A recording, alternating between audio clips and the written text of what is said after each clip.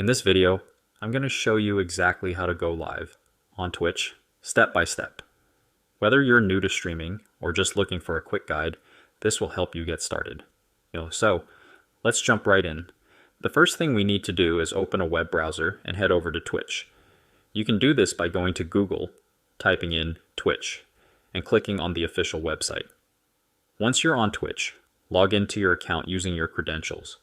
If you don't have an account yet, you'll need to create one by signing up with an email and password. Once you're logged in, look at the top right corner and click on your profile icon. From the drop-down menu, select Settings. Inside the Settings menu, navigate to the Channel and Videos tab. This is where you'll find everything related to your Twitch channel and live streaming. Scroll down until you find the Stream section. Here, you'll see your primary stream key. This is a very important code that connects your broadcasting software to Twitch. Never share this key with anyone because it allows direct access to your live stream. You'll need to copy this key for the next step. Now that we have the stream key, the next thing we need is broadcasting software. One of the best and most commonly used options is OBS Studio. If you don't already have OBS, go to the OBS website, download it, and install it on your computer. Once it's installed, open OBS and go to the Settings menu. From there, find the Stream section. In this section, you'll see an option to select the streaming platform. Choose Twitch from the list. Below that, you'll see a field asking for your stream key. This is where you need to paste the key we copied earlier from Twitch. After pasting it, click on Apply and then save the settings. Now, let's set up OBS for your live stream.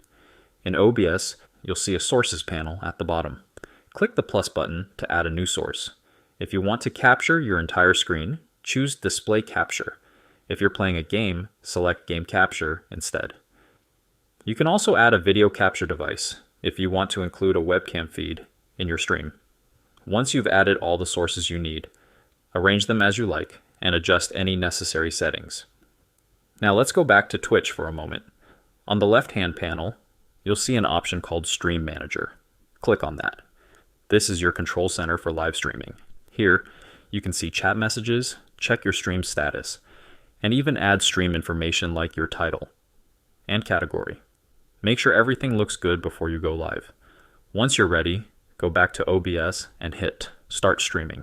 Within a few seconds, your stream will be live on Twitch. To check if everything is working correctly, go back to Twitch and refresh the page. You should see your stream up and running. And that's it. That's how you can easily start a live stream on Twitch.